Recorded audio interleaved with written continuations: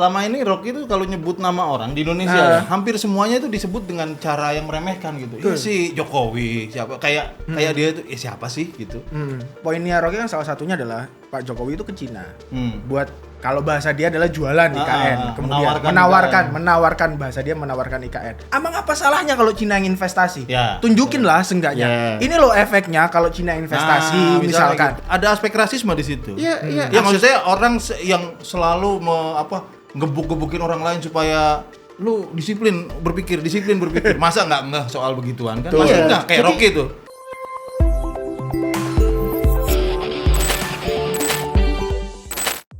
Empat setengah tahun saya difitnah saya diam.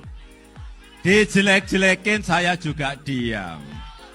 Dicela, direndah-rendahkan saya juga diam.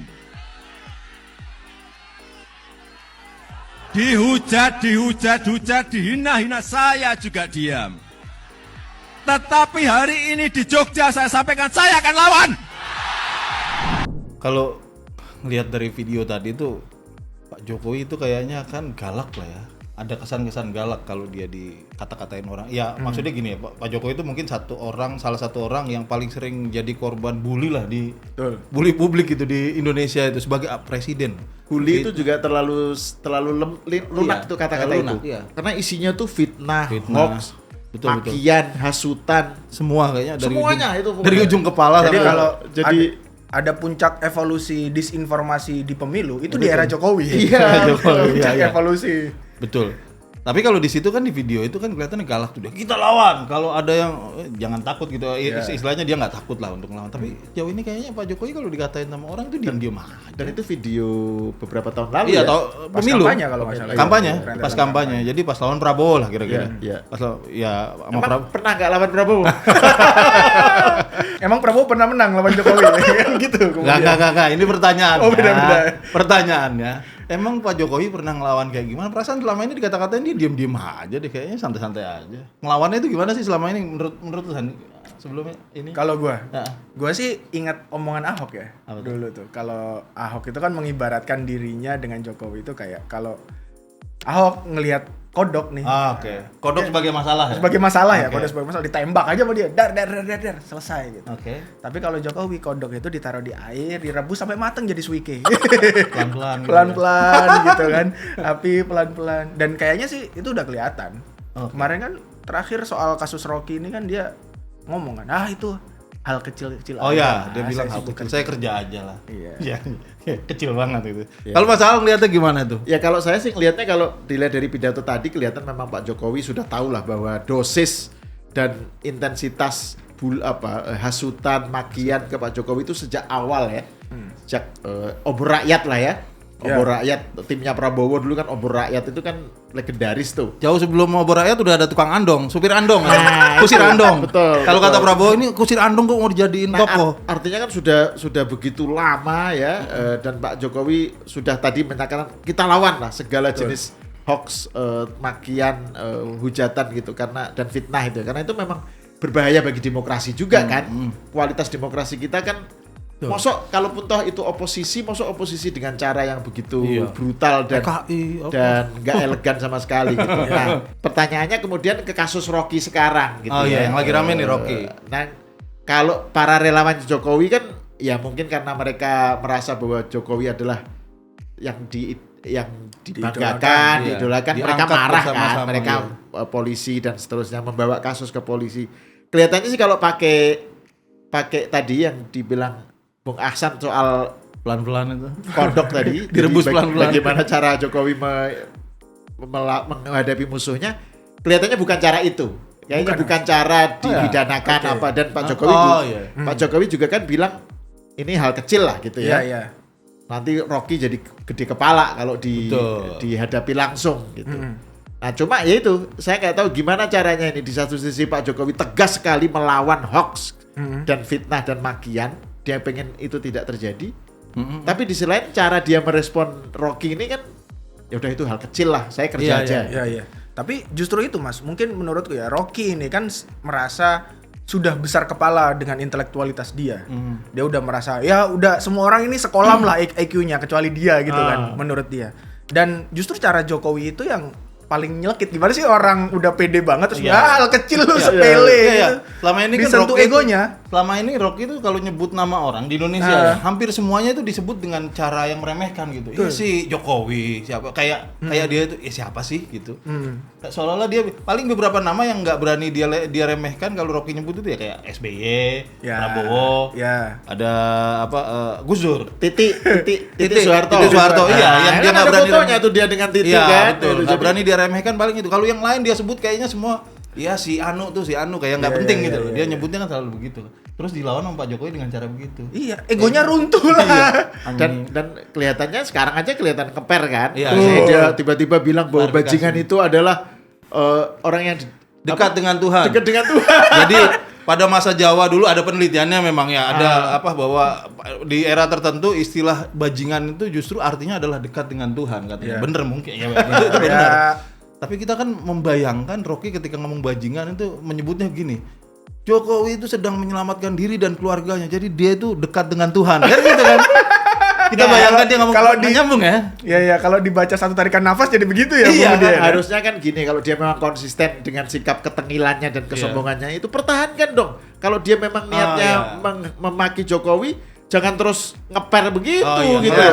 Dia harus bertahan dengan pengertian bajingan dalam arti yang kita pahami sekarang, yaitu adalah hinaan gitu. Dan juga kan ini menurut saya ya, lepas dari soal ini Jokowi atau siapa, mengkritik dengan cara makian itu kan menghilangkan substansi kritiknya ya. Betul. Poin yang dikemukakan Rocky soal IKN itu kan layak untuk dibicarakan. Bisa aja ya. Banyak hal yang perlu dipersoalkan misalnya. Ya itu biasalah, kebijakan pemerintah ada pro kontra pasti. Harus diramein. Harus diramein. Itu bagian yang sah dari demokrasi gitu loh. Mempersoalkan kebijakan ini layak atau enggak, kenapa, arahnya seperti apa, bagaimana supaya memastikan ini sesuai dengan track yang disetujui dan seterusnya. Tetapi kan sekarang soal IKN nggak muncul dari perdebatan Rocky ini kan. Yang muncul adalah soal bajingannya itu, gitu loh. Bajingan tolol, bajingan apa gitu. Dan menurut saya itu menunjukkan bahwa cara melemparkan kritik dengan cara memakai ungkapan-ungkapan kasar dan keji seperti itu menurut saya ya betul-betul tidak ada gunanya untuk demokrasi sebenarnya. Nah ini gue jadi ingat ini bang, omongannya Budiman. Apa tuh? Budiman tuh pernah kan ada sesi debat gitu sama Rocky, terus dia ngomong, Bung Rocky ini kalau ngomong itu pasti hal kecil di zoom in sampai gede gitu. Cuman hal kecil. Ini kayaknya Rocky lagi salah zoom in. Jadi harusnya kan IKN yang di zoom in kayak atau apa bajingan. Jadi gue inget semalam pulang itu ngeliat di belakang bak truk itu ada tulisan kalau gajimu kecil di zoom in aja biar gede. Gue baru inget semalam. Lucu ya. Nah hal lain yang menarik ya Bung Maki dan Bung Ahsan ya, soal kaitannya tadi ya soal Jokowi yang di satu sisi kalau dilihat dari pidatonya begitu tegas, kita lawan semua hoax, hujatan, makian ya, fitnah. Tapi di sisi lain kan sekarang ini kalau dalam kasus Rocky kan menjadi menarik karena di satu sisi Rocky ini kan kawan dekatnya Prabowo. Betul. Bahkan calon menteri kan? Calon menteri Prabowo, Gatot Nurmantio dan lain-lain kan disebut. Jadi disebutkan Rocky ini calon menteri itu ada fotonya yang bertiga bersama. Ada videonya nanti kita tampilkan. Iya, videonya betul. Saya akan kenalkan tim Fadlizon, Rocky Gerung, Jenderal TNI Gatot Nurmantio. Sering satu momen lagi dansa-dansi ala Elvis ya. Dan juga bersama Fadlizon dan geng Prabowo itu kan tampil bertiga dan itu Fadli mengupload foto itu baru loh. Baru beberapa bulan lalu gitu. Kedekatannya bukan foto kenangan itu ya. Bukan kenangan. Kedekatannya memang tak diragukan lagi lah. Jadi ada orang dekatnya Prabowo yang memaki-maki Jokowi sedemikian rupa. Sementara Prabowo sekarang lagi menarasikan dirinya, menampilkan dirinya sebagai sahabat Pak Jokowi. Sebagai sahabat Jokowi, nyamain dengan Jokowi, terus pakai istilah kita dulu, lebih Jokowi dari Jokowi gitu kan. Nah, Prabowo kok diem aja gitu. Itu Rocky itu nggak sendirian kalau dalam hal ini kan sebetulnya. Bukan Rocky doang yang saya kira itu dipasang lah. Karena bukan Rocky sendirian. Kalau Rocky sendirian barangkali kita bilang, oh ini memang mungkin orangnya Prabowo tapi nggak bisa dikontrol. Tapi ada tuh Noel. Betul. Siapa namanya? Noel. Iya pokoknya itu Noel yang katanya nggak dukung Ganjar gara-gara WhatsApp-nya nggak pernah dibalas gitu. kan kemana-mana nyerang Jokowi, nyerang Ganjar, nyerang Jokowi dan lain sebagainya. Itu nyerang gitu loh, dipasang dan dia jelas-jelas tim suksesnya. Orang dia deklarasikan sama Prabowo, dukung Prabowo gitu. Ya itu kayak gitu. Jadi Rocky nggak sendirian tuh. Iya, jadi malah gue bisa ngeliat kayak gini. Prabowo itu lagi nabok Jokowi pakai tangan Rocky. Nah, bisa juga. Mungkin. Iya, karena gini sebenarnya ya untuk membuktikan soal poinnya Bung Ahsan tadi ya, benar atau enggak itu kan perlu kan gini. Sekarang anggaplah misalnya pihak Prabowo, tim Gerindra mengatakan, wah Prabowo dengan Jokowi ini dekat dan kita nggak perlu lagi pakai politik kebencian deh, gitu kan? Ya. Kan sekarang mereka tiba-tiba yang paling anti kebencian, bermoral paling anti hoax, paling anti apa yang padahal mereka lah pelaku politik kebencian sejak zaman obor rakyat gitu loh. Tapi kan seakan-akan mereka jadi tiba-tiba tokoh baik nih sekarang. Nah, menurut saya perlu ada kayak apa istilahnya tuh litmus test ya, apa sih tes untuk ngecek gitu loh, benar atau enggak gitu. Momennya ya Rocky ini. Betul. Kalau memang mereka tidak suka dengan politik kebencian, dengan politik makian, mereka menganggap mereka sekarang adalah dekat Jokowi, ya mereka harus membela Jokowi dong harusnya. Iya. Maksudnya sikap mereka gimana terhadap kasus Rocky ini menjadi penting. Betul, Mas. Karena Rocky ini circle mereka. Jadi gitu. Kesatuan dari ucapan dan tindakannya ini belum kelihatan. Yes, betul. Jadi ini bukan mengada-ngada, tapi sampai pada asumsi bahwa Rocky mungkin adalah tangannya Prabowo untuk nabok Jokowi ya, karena kan ya politik ini soal rekam jejak juga. Dia banyak rekam jejak kedekatan, kemudian Prabowo sekarang yang sedang show off untuk cosplay jadi Jokowi gitu kan. Tapi kemudian dia masih memainkan politik-politik kayak begitu, artinya membiarkan orang-orang yang pernah dekat dengan dia itu tetap semau-maunya gitu kan. Ini kan jadi pertanyaan besar. Kemudian hanya Pak Prabowo yang bisa jawab. Iya, dan ini justru kita ngasih kesempatan ke Pak Prabowo, Pak, ini loh kesempatan terbaik untuk membuktikan bahwa Bapak ini memang sudah berubah. Betul. Ya, kan dia selalu kan sekarang narasinya kan Prabowo berubah, gitu kan? Oke, cara untuk mengetahui bahwa dia berubah atau enggak adalah bagaimana dia merespon sesuatu yang tadinya dia lakukan atau dia setujui. Tadinya dia menyetujui pemakaian politik kebencian, narasi kebencian, narasi hoax, fitnah untuk nyerang Jokowi. Betul. Kalau memang sekarang dia berubah, ya lawan dong. Dia menyatakan tobat dong. Yang dulu dilakukan obor rakyat itu adalah jahat. Yang dilakukan oleh saya udah pernah dulu tobat sekarang. Jangan begitu lagi ya. Minimal mengakui lah. Gitu ya kan. Terus juga misalnya dulu saya dekat dengan FPI dengan 212. Sekarang saya tobat. Nah, ini harus ada begitunya untuk menunjukkan bahwa dia memang betul-betul berubah.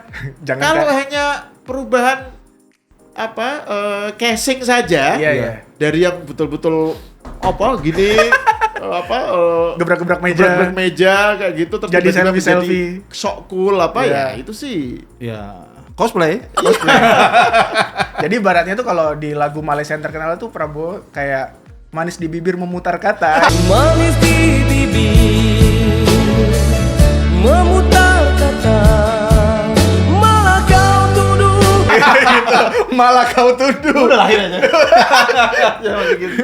Iya bener juga sih. Enggak, tapi kalau balik lagi ke soal Rocky Gerung nih ya. Kalau tadi kan Mas Hal tadi ngeritik soal seharusnya dia itu mengaburkan istilah bajingan tolol itu kan mengaburkan kritik yang sebetulnya memang Rocky kan nggak pernah bisa masuk ke kritik yang lebih teknis. Dia selalu menghindari itu kan. Selalu yang dari kacamata abstrak, filsafat, logika, cara berpikirnya. Coba kalau ngomong IKN, nilai proyeknya berapa, apa yang dikerjakan, Ahsan jauh lebih jago. Dia bisa duitnya dari mana, ini masuk akal atau enggak. Dia bisa lebih memaparkan jauh lebih jago. Rocky nggak pernah mau masuk ke situ karena memang nggak bisa. Nggak pernah dia ngomongin data apa gitu loh.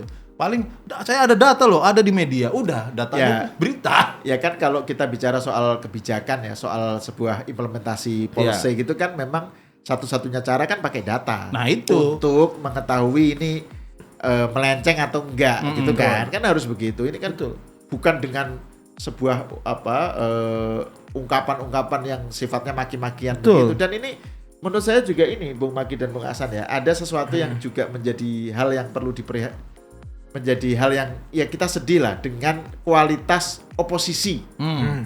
di Indonesia ya, di dalam demokrasi Indonesia ini kan oposisi itu kan hal yang dalam demokrasi kan sesuatu yang niscaya lah ya. Iya, harus wajib karena itu bagian dari kritik ya.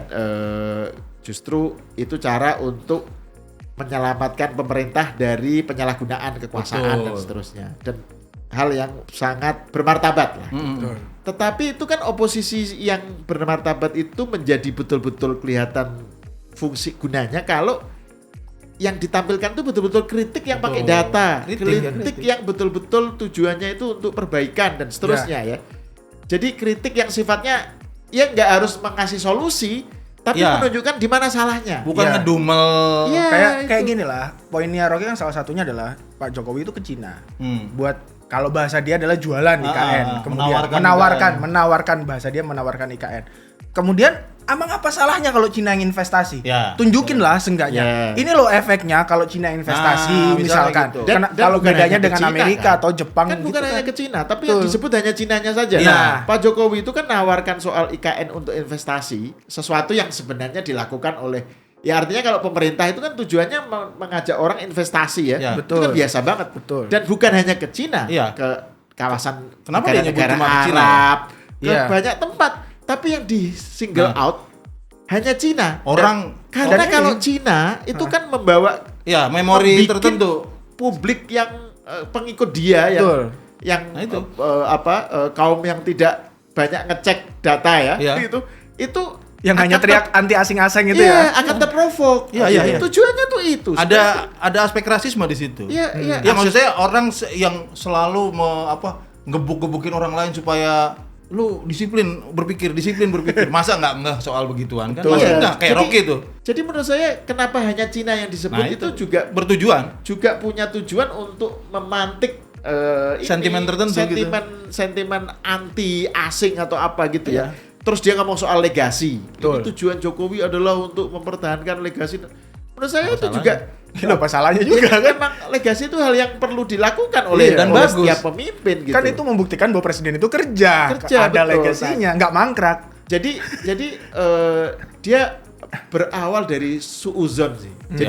Jadi kritiknya oposisinya itu berawal dari sebuah prasangka yang memang sudah tuduhan yang jahat gitu terhadap si Pak Jokowi gitu. Jadi karena basisnya adalah jahat gitu prasangkanya, kesananya jahat semua gitu. Dan kalau Rocky bilang bahwa pembelaan dia terakhir adalah dia mengkritik Jokowi itu sebagai presiden kan, bukan ucapan dia sebagai presiden yang menurut dia ada koridor hukumnya. Nah, sedangkan di dalam kritiknya kayak misalkan soal investasi, Pak Jokowi nggak melanggar hukum. Toh investasi ibu kota itu tidak melanggar daftar negatif investasi yang hari ini nggak boleh diinvestment oleh luar negeri, katakanlah begitu kan. Nah, ini kan kalau ngomong itu cara ngelesnya Rocky selalu begitu. Dia bilang bahwa kalau dia menyebut kata dungu misalnya, itu bukan kepada si orangnya, tetapi kepada profesinya, gitu kan. Selalu begitu. Terus misalnya tadi itu yang Bung Hasan bilang, dia menyebut bajingan. Itu yang dia maksud adalah tubuh presiden,